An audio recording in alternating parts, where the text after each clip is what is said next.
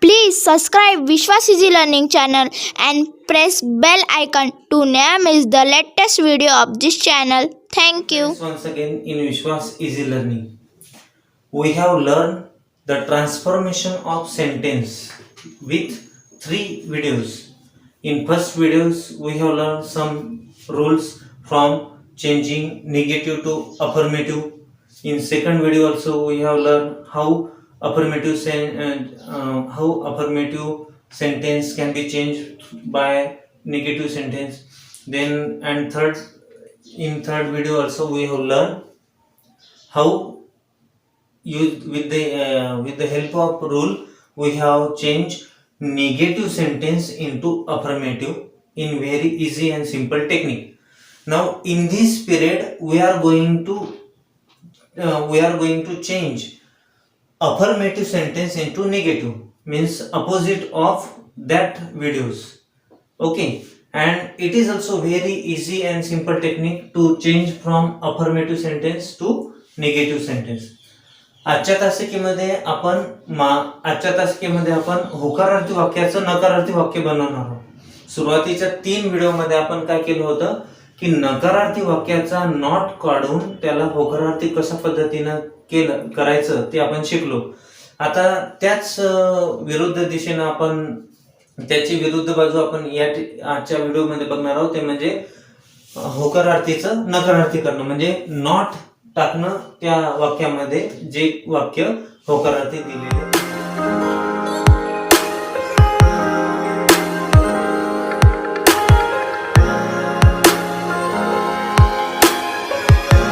So let's start. Interchange of affirmative to negative means होकारार्थीचे नकारार्थी वाक्य रूपांतर, आणि ते पण आपल्याला दिलेल्या सूत्रानुसार.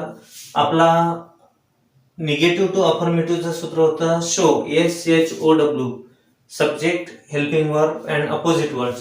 And in this session we are going to see new formula सॅवनॉक. सॅवनॉक means subject, S for subject, AV means auxiliary verb means helping verb, same auxiliary verb means helping verb, N means not word, O means opposite word and C means remaining sentence means उरलेलं वाक्य. तर सॅवनॉक या शब्दानुसार, या सूत्रानुसार जर तुम्ही होकारार्थी वाक्याचं negative केलं तर तुम्हाला कुठलीच अडचण जाणार नाही आणि ते वाक्य तुम्हाला सहजपणे बदल करता येईल.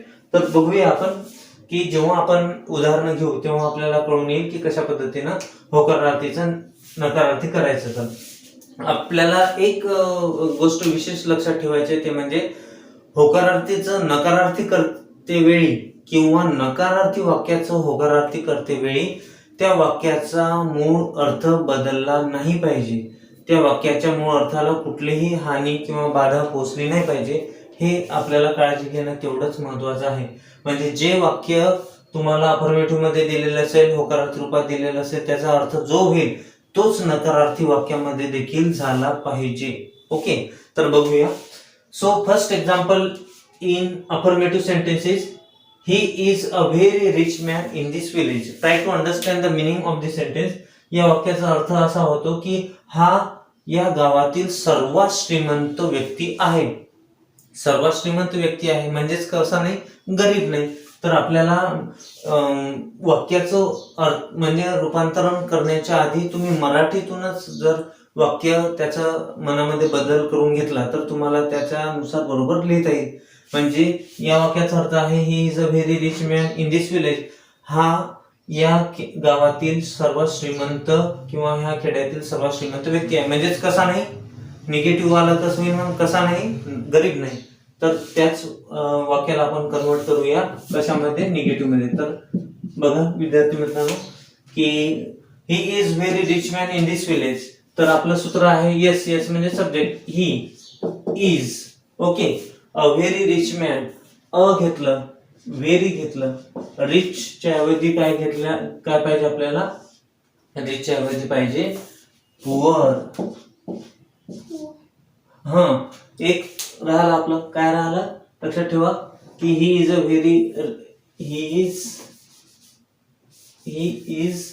इज नंतर काय असणं आवश्यक आहे, आपल्याला सहाय्यकारी क्रियापद घेणं, सहाय्यकारी क्रियापद घेतलं त्यानंतर नॉट असलं पाहिजे. He is not a very poor man in this village. Okay, our sentence is complete. So प्रश्नामध्ये त्याचा अर्थ होता he is a very rich man in this village. तो या गावातील, या खेड्यातील सर्वात श्रीमंत व्यक्ती आहे. आणि आपलं निगेटिव्ह सेंटेन्स म्हणजे नॉट टाकून जे काही वाक्य आपण केलं त्याचा अर्थ होतो ही is not a very poor man in this village. म्हणजे तो या गावातील फार गरीब व्यक्ती नाही, म्हणजेच कसं आहे, श्रीमंत व्यक्ती. Did you understand? Now second sentence. What is second sentence? I was doubtful whether they married. So doubtful means शंका वाटते की ते काय केलेलं आहे, त्यांचं लग्न झालेलं आहे की नाही याची मला शंका वाटत होती. Okay, so our answer start. So what is our formula? SAVNOC. subject I, then AV means auxiliary verb, means what is auxiliary verb here? Was घेतलं. नॉट घ्यायचा आहे केव्हा पण नॉट हा सहाय्यकारी क्रियापदालाच लागून असतो. कशामध्ये? असर्टिव्ह सेंटेन्स मध्ये. तर आय वॉज नॉट. आता डाउटफुलचा विरोधी शब्द माहित असणं आवश्यक आहे. तुम्हाला आधीच सांगितलंय की अफर्मेटिव्हचा निगेटिव्ह करा किंवा निगेटिव्हचा अफर्मेटिव्ह करा, आपल्याला विरोधी शब्दांची जोडी माहित असणं गरजेचं आहे. जर माहित नाही तर आपण त्या अचूकता आणू शकणार नाही. तर I was doubtful whether they married. So I was not sure. Doubtful opposite sure, खात्रीने, निश्चित. I was not sure whether, बाकी वाक्य सी नुसार म्हणजे कॉम्प्लिमेंट नुसार जसंच्या तसं. दे मॅरिड, मी त्यांच्या लग्नाबाबत खात्रीशीर नव्हतं किंवा मला त्यांचं लग्न झालेलं आहे की नाही याबाबत खात्री नव्हती. Okay, did you understand? This is our second sentence. Now third sentence. He runs fast. He runs fast. The meaning of this sentence is तो खूप जोरात धावतो. Simple present tense, third person असल्यामुळे त्याला क्रियापदाला काय लागलं? येस लागला. म्हणजे हा सिंपल प्रेझेंट टेन्स आहे, साधा वर्तमान काळ आहे. कर्ता क्रिया करतो यातून प्रतीत होते. तर याचं जर आपल्याला काय करायचं आहे, निगेटिव्ह सेंटेन्स करायचं आहे, तर बघा इथे एव्ही नाही दिलेला आहे, डायरेक्ट क्रियापद दिलेलं आहे. तर एव्ही घेणं खूप महत्वाचं आहे, कारण की नॉट हा ऑक्झिलरी व्हर्बलाच लागतो किंवा हेल्पिंग व्हर्बलाच लागतो. मग आता रन्स आहे म्हणजे आपल्याला त्याला रन्स लागला तर प्रश्नामध्ये कोणता एव्ही असणं आवश्यक आहे, कोणता ऑक्झिलरी व्हर्ब असणं आवश्यक आहे किंवा कोणता हेल्पिंग व्हर्ब असणं आवश्यक आहे, तो म्हणजे डज. कारण की डू जर असतं तर रनच असतं. डज आहे म्हणजे त्या क्रियापदाला येस लागलेला आहे. डीड जर असतं तर इथे V2 झालेलं असतं, बरोबर. तर ही डज आणि नंतर आपल्याला घेणं आवश्यक आहे नॉट. ही बघा सब्जेक्ट घेतला ए म्हणजे ऑक्झिलरी व्हर्ब, नंतर एन मीन्स नॉट, नंतर ओ मीन्स अपोजिट वर्ड. आता फास्टचे अपोजिट काय राहणार? Slow. He does not, he runs fast, so he does not main verb, he does not run slowly किंवा स्लो हे लिहितात. he does not run slow. Okay, इथे आपण हे देखील करू शकतो, he runs fastly ऍडवर्ब टाकून, आणि इथे देखील आपण ऍडवर्ब करू शकतो. he runs fastly तो वेगाने धावतो. he does not run slowly म्हणजे तो हळू धावत नाही, म्हणजेच कसा धावतो? वेगात धावतो. Did you understand? तिसरं देखील उदाहरण आपण बघितलेलं आहे. यानंतर बघूया चौथं उदाहरण. अफर्मेटिव्ह मध्ये काय दिलेलं आहे? I am too small to give you any advice. म्हणजे याच्यामध्ये बघा आपण निगेटिव्ह टू अफर्मेटिव्ह करताना नियम बघितला होता की टू जर असेल तर काय केलं होतं आपण त्या वाक्यामध्ये? सो दॅट पाहिलेलं होतं. तर आता इथे टू आहे म्हणजे आपल्याला काय मोठ्या टू च्या ऐवजी सो वापरावा लागेल आणि लहान टू च्या ऐवजी दॅट वापरावा लागेल. बघा लक्षात ठेवा, तो नियम आणि हा नियम या ठिकाणी लागू पडतो. So I am too small to give you any advice म्हणजे मी मी तुम्हाला सल्ला देण्यासाठी खूप लहान आहे किंवा सल्ला देण्याइतपत लहान आहे असं होतं, किंवा मी लहान असल्यामुळे तुम्हाला सल्ला देऊ शकत नाही. तर याचं पहिलंच आपलं आय एम, मोठ्या टूच्या ऐवजी काय घ्यायचं, TOO च्या ऐवजी so. I am so small. नंतर आपण दॅटच्या ऐवजी काय छोटा टू घेतला होता, मग आता छोटा टू काढून टाकायचा TO2 आणि त्याच्या ऐवजी घ्यायचं दॅट. आता टू नंतर इन्फिनिटिव्ह होतं, तिथे आपल्याला काय घ्यावं लागेल, जर प्रेझेंट टेन्स असेल तर कॅनॉट किंवा कॅनॉट घ्यावं लागेल, आणि पास्ट टेन्स असेल तर कुड नॉट घ्यावं लागेल. तर आय एम आहे म्हणजे present tense. I am so small that I cannot give you any advice. So what is the meaning of this sentence. मग या वाक्याचा अर्थ कसा झाला, I am so small that, मी एवढा लहान आहे की मी तुम्हाला काय देऊ शकत नाही, सल्ला देऊ शकत नाही. Did you understand. So this is the based on the so that rule. हा सो दॅटच्या नियमावर आधारित आहे. आपण अपर निगेटिव्ह मध्ये काय दिलेलं होतं, सो दॅट दिलेलं होतं, आणि आपण त्याचं अफर्मेटिव्ह करताना काय केलं होतं, टू यूज केलं होतं. ओके. आता इथे पुन्हा आपण निगेटिव्ह करताना काय केलं, आपण सो दॅटचा उपयोग केला आणि निगेटिव्ह केला. I am so small that I cannot give you any advice. Okay. Now fifth question. So what is fifth question given here. She accepted my proposal. तिने माझं प्रपोजल काय केलं, तर प्रपोजल म्हणजे ठराव मंजूर केला. Okay. So she accepted my proposal. So what is our formula, subject घेतलं SAVNOC. आता एक्सेप्टेड दिलेलं आहे, means what is here, which form, verb is given here V2, म्हणजे क्रियापदाचं दुसरं रूप दिलेलं आहे. दुसरं रूप दिलं मग आपल्याला पाहिजे ऑक्झिलरी वर्ब, कारण की डायरेक्ट मुख्य क्रियापदाला नॉट लागत नाही, आणि मग त्यासाठी आपल्याला काय घ्यावं लागेल, प्रेझेंट टेन्स मध्ये आपण डज घेतलं होतं थर्ड पर्सन असल्यामुळे, तर इथे आपल्याला काय घ्यावं लागेल, V2 असल्यामुळे डीड, आणि नंतर लावावं लागेल नॉट. She did not. आता ऍक्सेप्ट म्हणजे स्वीकारले, accept opposite reject. She did not reject my proposal. Okay. She did not reject my proposal. तिने माझा ठराव मंजूर केला किंवा स्वीकारला. And she did not reject my proposal, म्हणजेच तिने माझा ठराव जो आहे तो नाकारला नाही, म्हणजेच काय केला, स्वीकारला. In this way we have learn this affirmative sentence how change in negative with the help of our formula. Okay. तर अशा पद्धतीने आपण होकारार्थी वाक्याचं नकारार्थी वाक्यामध्ये रूपांतर केलं. नकारार्थी करणं म्हणजे फक्त त्याला नॉट जोडणं नाही, तर नॉट देखील जोडण्यासाठी आपल्याला काही नियम पाळावे लागतात. ते म्हणजे नॉट हा ऑक्झिलरीलाच लागून येतो, सहाय्यकारी क्रियापदालाच लागून तो नॉट जोडावा लागतो. ओके. आणि जे काही कंजक्शन्स आहे टू सारखे किंवा सो दॅट सारखे, हे देखील नियमानुसार आपल्याला बघणं तेवढंच महत्वाचं ठरतं. यानंतर पुढील आपण असेच काही उदाहरण घेऊया. Example for changing from affirmative to negative is, it is easy to find faults in other. Try to understand the meaning of this sentence. तर याचा अर्थ असं होतं की दुसऱ्यांमधील दोष शोधणं अगदी सोपी गोष्ट आहे, किंवा दुसऱ्यांमधील दोष आपल्याला सहज शोधता येतात. So we have to change this sentence into negative, means having not. So how we will change it? First of all, subject it, then AV means auxiliary verb is, then we have to take N means not, it is not, then it has given easy and we want opposite word. So what is opposite of easy? Difficult. Okay, what is, it is not difficult to find faults in other. बघा, अगदी सोप्या पद्धतीने आपण याचं रूपांतरण केलं.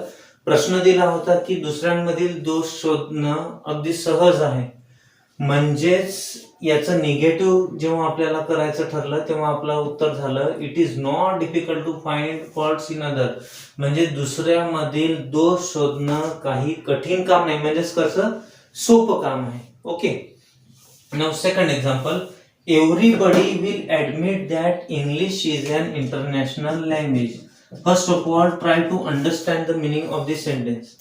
Fully understanding of problem is called problem solve. आपल्याला सूत्र माहितच आहे की जर वाक्याचा अर्थ जर आपल्याला समजला, प्रश्नाचा अर्थ जर आपल्याला समजला, तर काय आपल्याला उत्तर निघालं म्हणून समजा.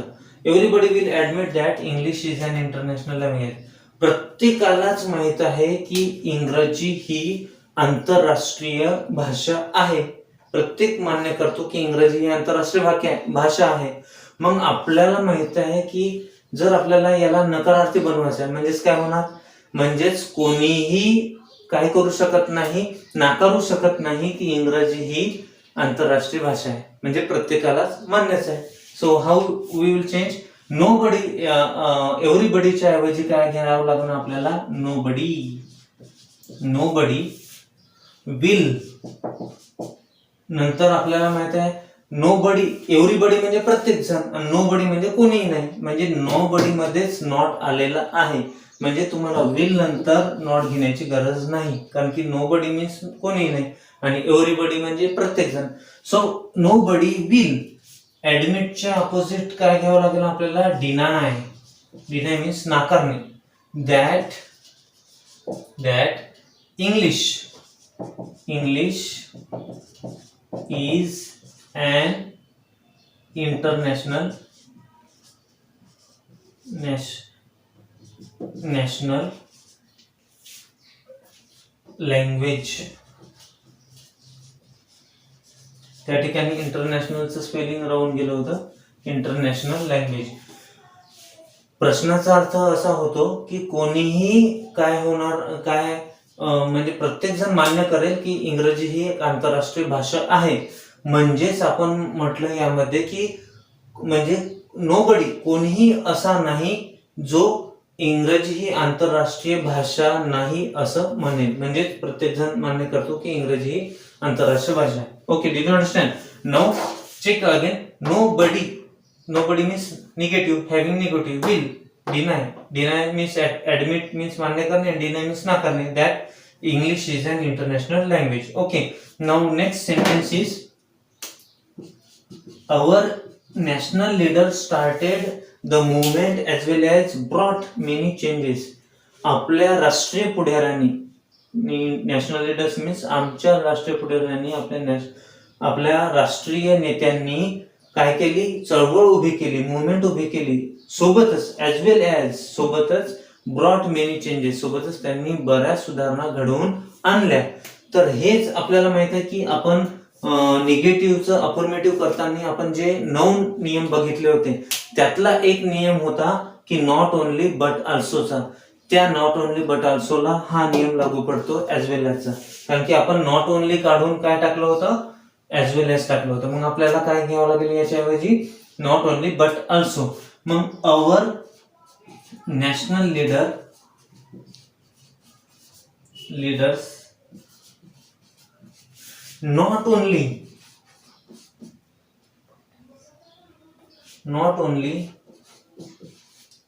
started movement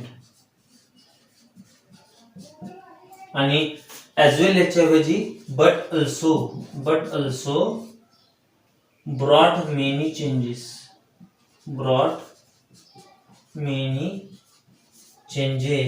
आता आपण जे काही नियम आधी शिकलो होतो निगेटिव्हचा अफर्मेटिव्ह करताना, नॉट ओनली बट ऑल्सोचं, तर त्या नियमानुसार झालं की नाही बघून घ्या. आपण समजा हे निगेटिव्ह सेंटेन्स दिलेलं आहे त्याचं जर आपल्याला अफर्मेटिव्ह करायचं आहे तर बरोबर झालं की नाही, तर याचा पडताळा घेणं तेवढंच गरजेचं आहे. Our national leaders, then not only काढलं आपण, स्टार्टेड लिहिलं, वर्ब, दी मुवमेंट घेतलं. Okay, but also means our national leaders not only started movement but also brought many changes. हे वाक्य आपलं निगेटिव्ह मध्ये आलेलं आहे. आता आपल्याला अफर्मेटिव्ह करायचं आहे. मग आपण काय म्हटलं होतं की सुरुवातीला सब्जेक्ट जो आहे जसा तसा अवर नॅशनल लीडर्स घेतलं, नंतर नॉट ओनली काढून टाकला, स्टार्टेड मुवमेंट घेतलं होतं, आणि बट ऑल्सोच्या ऐवजी आपण काय घेतलं होतं, ॲज वेल ॲज. बट ऑल्सोच्या ऐवजी ॲज वेल ॲज आणि ब्रॉट मेनी चेंजेस जसेच्या तसं लिहिलं होतं. आलं बरोबर. म्हणजे याचा पडताळा घेणं तेवढंच गरजेचं आहे.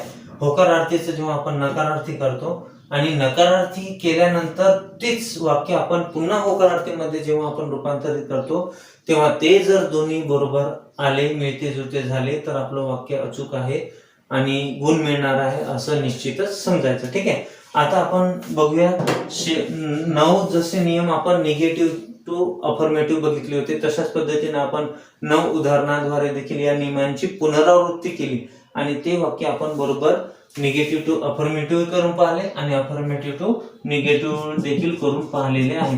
तर शेवटचं वाक्य आहे 9व्या नियमानुसार ते, Ganesh is the best boy in the class. Ganesh हा वर्गातील सर्वात चांगला मुलगा आहे. म्हणजे आपल्याला माहित आहे की हे दिलेलं आहे होकारार्थी आणि आपल्याला करायचं नकारार्थी.